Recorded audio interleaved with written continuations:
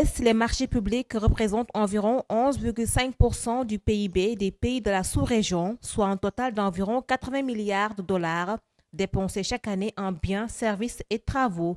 Selon l'institution Open Contracting, l'outil marché public est donc aujourd'hui un instrument stratégique dans les politiques. C'est tout le sens de cette session de formation qui s'est ouverte mardi à Dakar à l'initiative de l'autorité de régulation de la commande publique appuyée par la Banque mondiale. Objectif: placer les marchés publics durables au cœur du progrès environnemental, social et économique. L'environnement est menacé.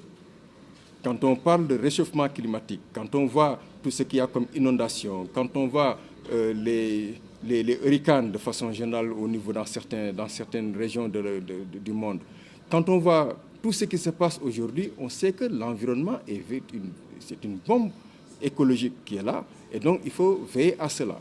Donc on arrive également à dire qu'il faut verdir un peu les marchés publics en posant des spécifications techniques qui permettent de faire des achats ciblés, qui luttent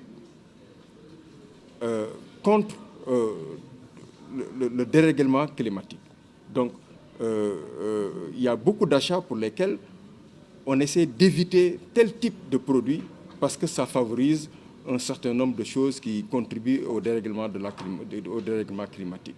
Plusieurs spécialistes des organes de régulation des marchés venant des pays d'Afrique de l'Ouest et du Centre participent à cette formation. Le soutien de la Banque mondiale au sujet de la commande publique et aux différentes institutions qui l'apportent au sein des pays de l'Afrique de l'Ouest est un soutien de long terme. Donc cette formation intervient dans le cadre, je dirais, plus général d'un appui technique qui est mené depuis de nombreuses années.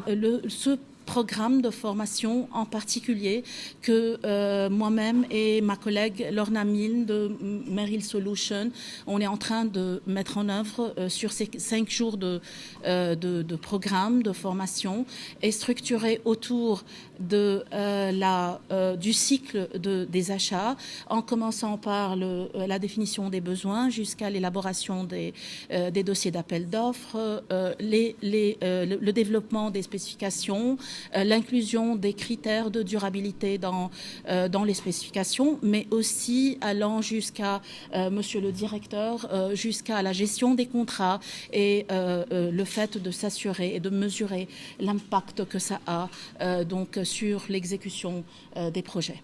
La commande publique rentre de plein pied dans l'espace des marchés publics durables et veut aujourd'hui accorder une place de choix à la problématique de l'environnement qui constitue une menace réelle pour les pays.